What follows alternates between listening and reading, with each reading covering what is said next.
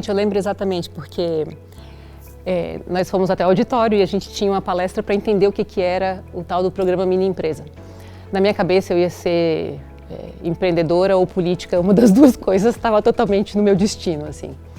E eu lembro da empolgação com que eu vi aquilo, porque o projeto era como se eu tivesse me sentindo vista ou encontrada por algo que falava, olha, isso aqui é para ti, e eu senti isso aqui e eu tenho que fazer, porque tem tudo a ver com o que eu quero para minha vida.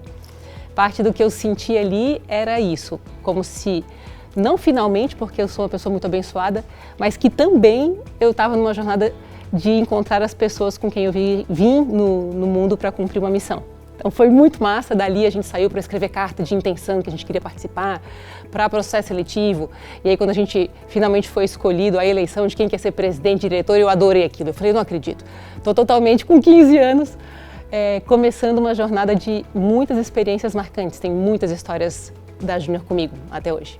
Eu lembro de uma cena, a gente fez o processo seletivo lá de as votações, né, a eleição, e aí eu me tornei presidente e super gostei. E aí nós tínhamos os diretores. Lembro do Guilherme, que era o diretor financeiro, gênio, um gênio. Ele tinha nascido para trabalhar com isso. Isso era uma coisa interessante, porque a Júnior, com a Mini Empresa, conseguiu fazer com que a gente percebesse as nossas facilidades, né? As habilidades apareciam ali, tinha um espaço dividido já dentro dos setores do que seria a empresa. Eu lembro que teve uma cena de um dos participantes querendo fazer um produto que para mim não tinha nada a ver, mas quando eu digo nada a ver, era nada a ver mesmo.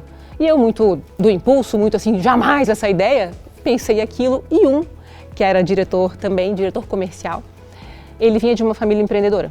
E aí ele soube articular aquilo de formas a colocar todo mundo para debate e fez a gestão do conflito, assim. E evidentemente a gente não optou por aquele produto porque realmente não fazia o menor sentido.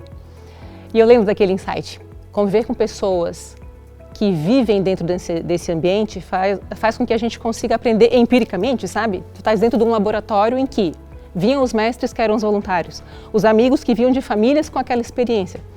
Então eu aprendi ali que sempre a mentoria, ter gente fera, faz toda a diferença. A gente estar em lugares com o olhar procurando o que aprender, e a Júnior me marcou dessa forma profundamente, que a tua equipe está sempre trazendo ideias melhores do que as tuas e dando um jeito de eliminar aquilo que ainda não está pronto em ti, né? Se tu está pronto para aquilo, está pronto para aprender. Então foi um processo apaixonante de entender que se eu estou convivendo com gente muito boa e eu estou atenta para os aprendizados, eu vou aprender, eu vou crescer também.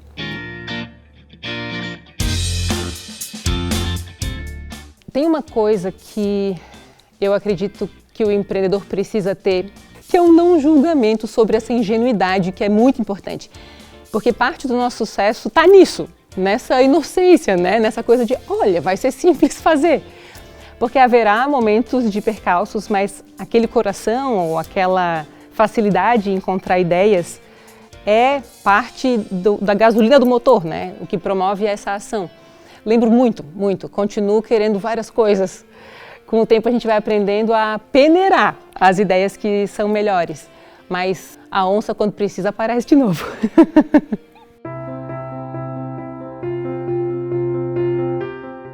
Quando os meus filhos foram batizados, o padre ele pediu para os meus pais subirem no altar e deixar algumas palavras. E aí meu pai disse, as pessoas que estavam lá na igreja estavam porque amam o João Ricardo e o Valentim, mas que se aquelas pessoas de alguma forma não conseguissem corresponder ou ajudar nas horas mais importantes, que eles voltassem àquela casa.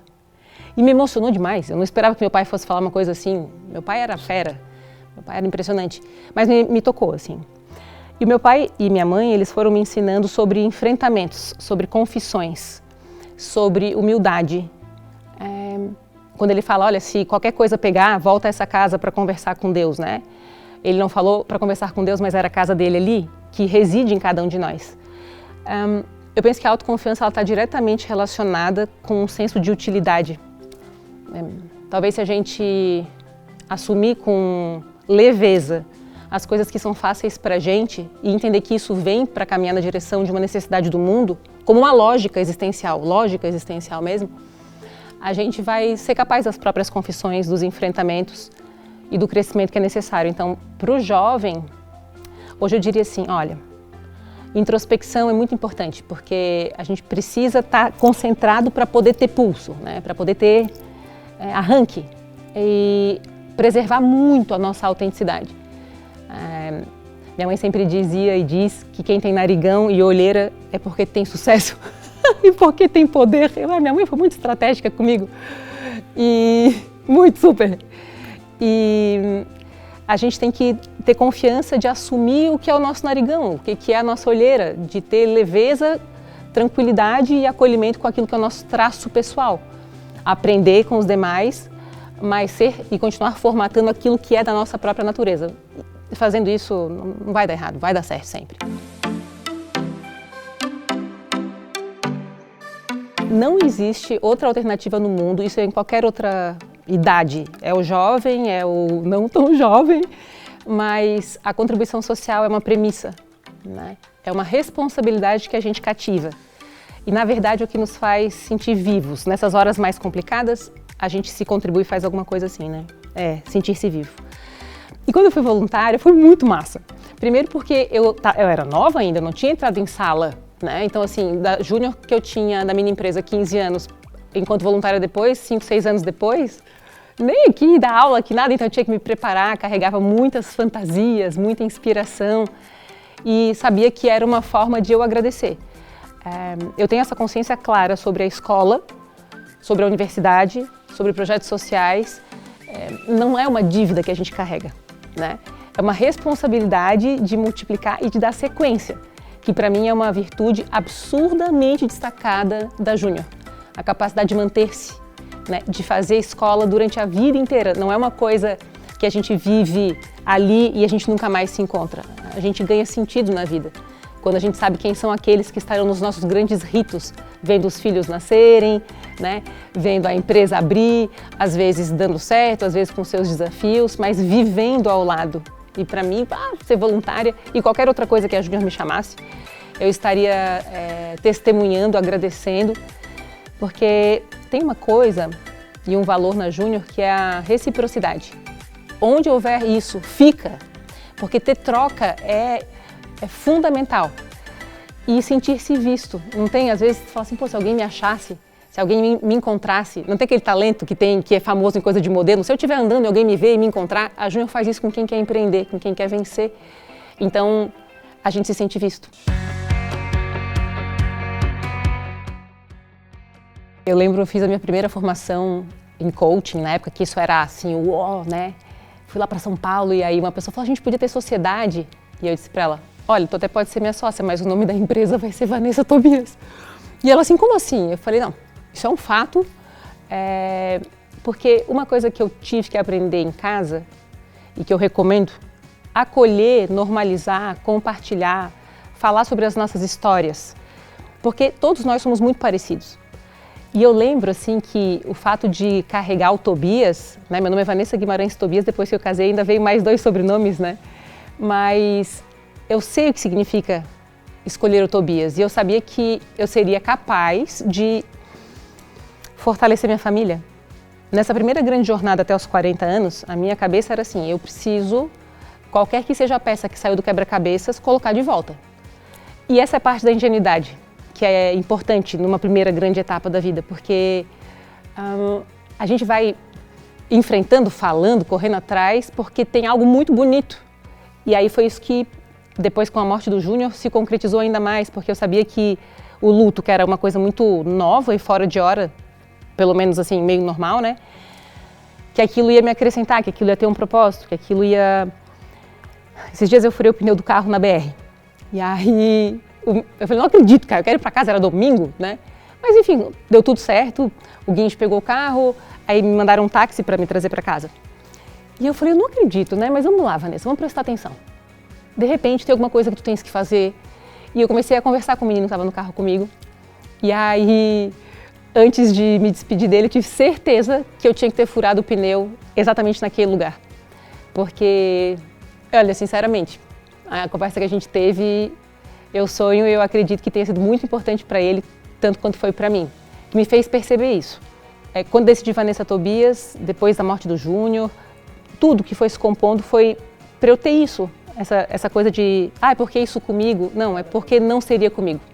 Teria que ser comigo, porque eu sou então a pessoa capaz de olhar para esse problema ou para esse tabu e levar isso em paz e fazer com que todo mundo que vive a mesma coisa sinta a mesma paz que hoje eu consegui conquistar, independente do problema que tenha sido vivido, né?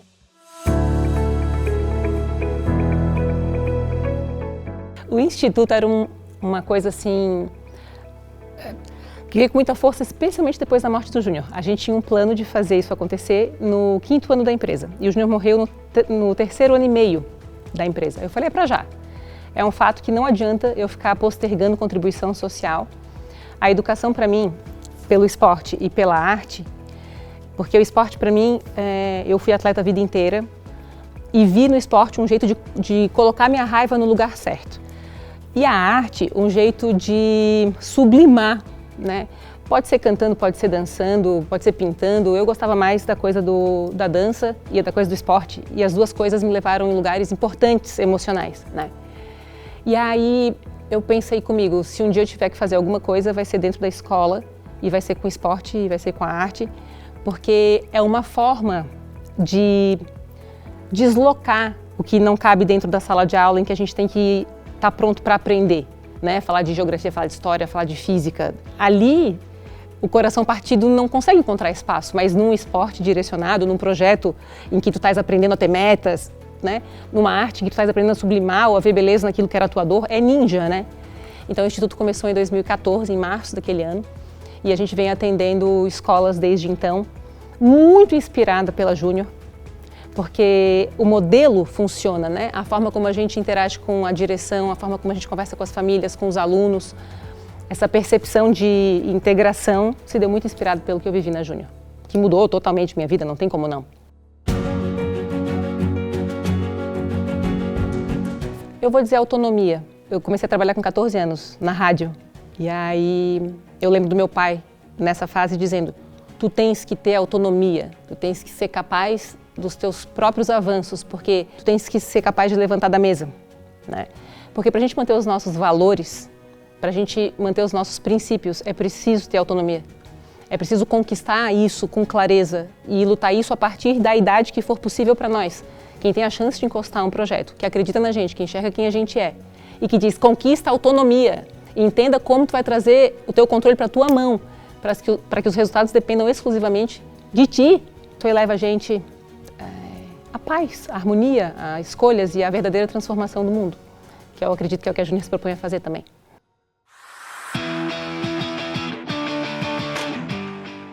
Um milhão é uma marca linda demais, demais.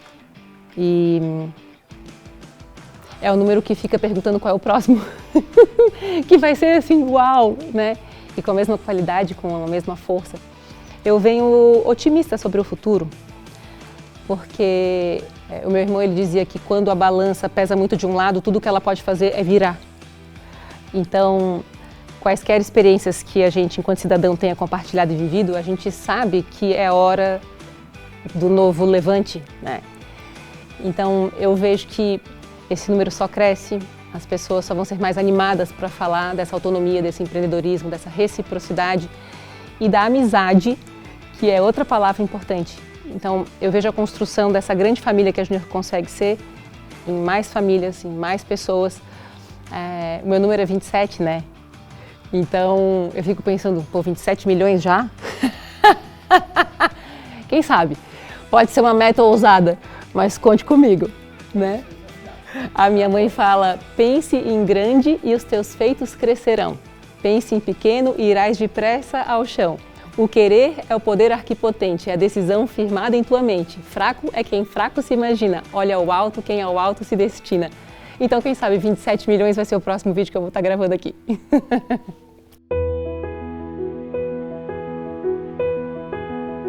Então, diria para ela, fica tranquila que tu vai casar, tu vai encontrar o teu amor, segue firme, vai tranquila que tá em paz, né? Se fosse a Vanessa enquanto empreendedora, não sei se eu faria muitas coisas diferentes hoje, ela passou onde precisava. Mas se fosse meu filho,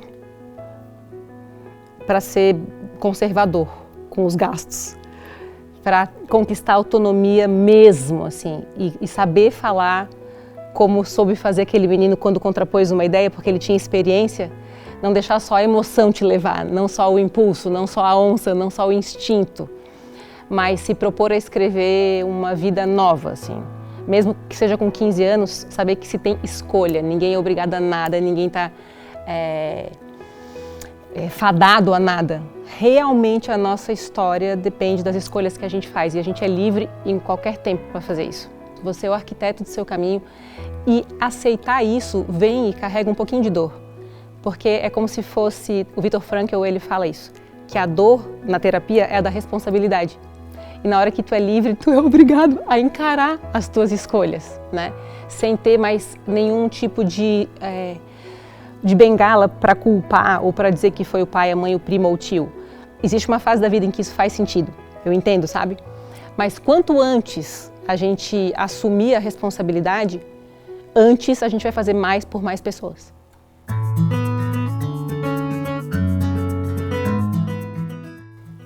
Eu posso te dar uma resposta absolutamente diferente? Eu não tenho certeza se eu quero ser lembrada hoje. É estranho, eu sei, vou explicar. Houve uma fase da minha vida em que eu me dava muita importância. Não quer dizer que nós não somos importantes. É que todos são. E eu quero ser lembrada como alguém que fez parte. E que todos que fizeram parte foram tão importantes quanto eu. Isso me trouxe mais felicidade e mais leveza, saber que todo mundo tem uma história massa. E todos devem ser lembrados. Se for lembrada como todo mundo vai ser lembrado, eu quero ser lembrada, né? Como alguém, então, se eu fosse decidir, que foi capaz de mudanças muito importantes dentro de si e que, de alguma forma, independente para quem, mas especialmente para os meus filhos e meu marido, se fez notar como alguém que mudou o que era necessário, com toda a coragem, com toda a força, com toda a humildade que foi conquistando.